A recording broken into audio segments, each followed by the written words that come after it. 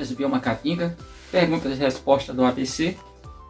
Sou Gilvan, biólogo e mestre em ciência animal. Não sou especialista em abelhas, logo de vez em quando eu posso deixar um pouco a desejar. E aí vocês têm que cobrar dos especialistas, mas o que eu sei, sempre procuro passar, até porque o canal só tem esse objetivo. No último vídeo que eu postei, eu falei sobre a questão dos carboidratos. Gente, carboidratos são uma grande quantidade. Tem os monossacarídeos, os oligosacarídeos famosos.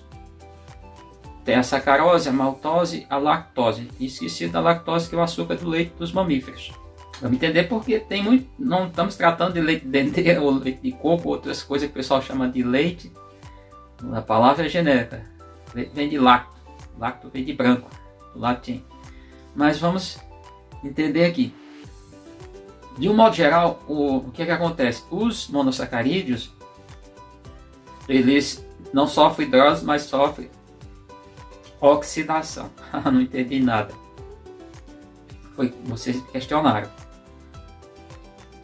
Então, o que é a oxidação? É dentro das células dos seres vivos. É nos processos. Porque a oxidação, na presença de oxigênio, vamos pensar uma triose, uma tetrose, uma petose, uma hexose, uma glicose, a frutose, uma heptose.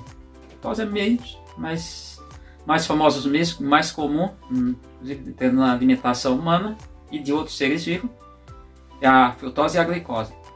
Ela sofre a oxidação na presença do gás oxigênio, O2, e nesse caso vai liberar resíduos. Quais são esses resíduos? Água, H2O, e CO2, que é o dióxido de carbono, também chamado popularmente gás carbônico, e energia. Esse é o processo. Há outros casos, que é a fermentação. Na fermentação, não há oxidação, outro processo. É outro processo metabólico. Na verdade, nem tanto metabólico, catabólico. Entendam?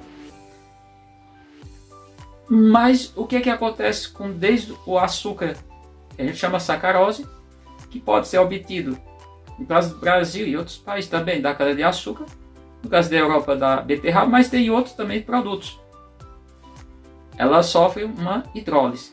No caso, o processo de hidrólise quer dizer hidro, água, lise, separação pela água. Mas o que acontece no corpo das abelhas?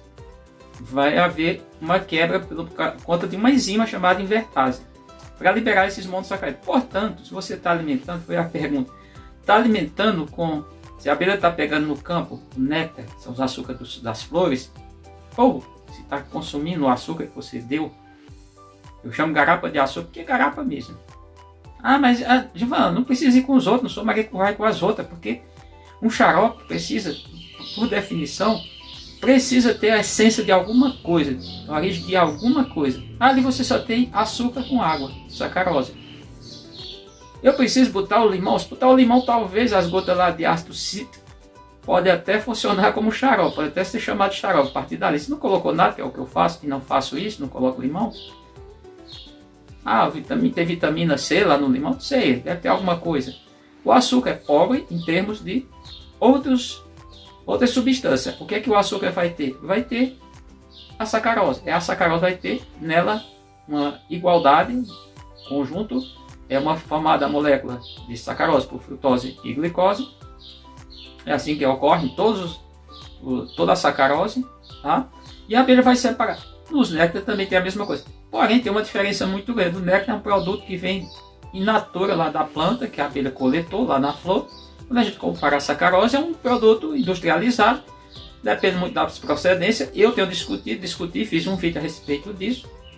Acredito que todos os açúcares, por mais você faça uma análise, você vai encontrar um nível de impurezas, vou tratar como impurezas.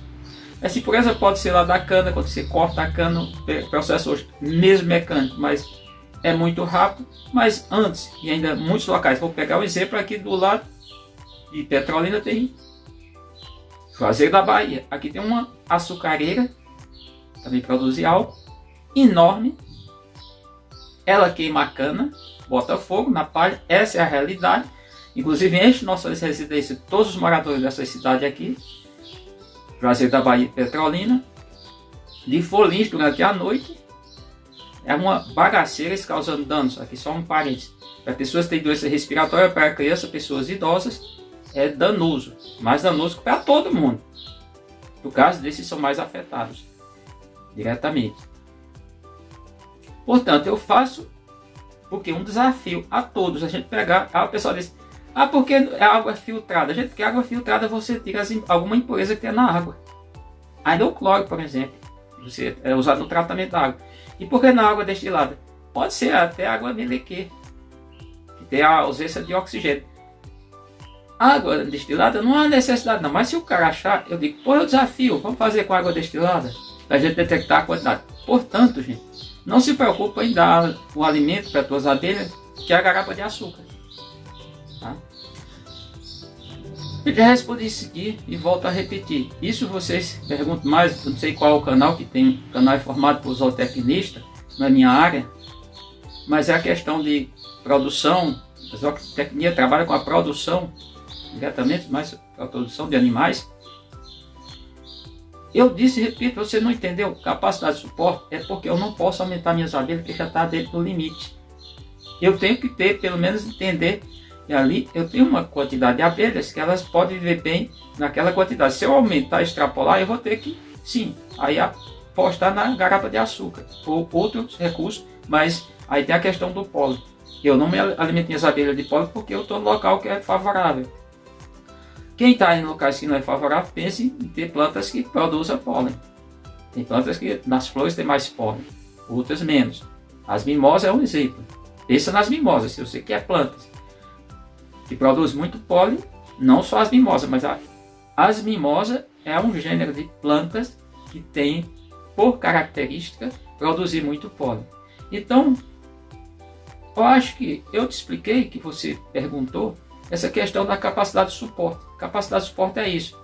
Numa live eu falei que, por exemplo, se tivesse 100 metros quadrados, 200, por exemplo, uma área, fosse plantar milho, se você plantar um adensamento muito próximo, ou seja, vamos pensar que você planta de 20 centímetros, mas só em cada local você só tem uma planta de 20 centímetros, distanciamento de 20 centímetros. Elas vão competir entre si, vão até produzir, mas é umas espigas bem pequenininhas, ou seja, uma quantidade menor do que se você tiver um adensamento pelo menos de 1,5 m. Guarda isso, isso o pessoal conhece. Se você tem um pedaço de chão que dá para criar 2 animais, por exemplo, pegar um animal de corte, 2 vacas leiteiras, e se você bota 4, 6, elas vão passar fome, não vão produzir a quantidade esperada e vão passar fome, o animal vai definhar, pode até não morrer, mas vai ter problemas. Então é isso. Acho que essas indagações que vocês fizeram, aqui não é um reache, não há uma reação ao que vocês fizeram, pode perguntar à vontade, já disse isso, mas tenho que explicar para vocês esses 2 pontos, porque parece que não ficou bem quando eu expliquei isso há um tempo atrás.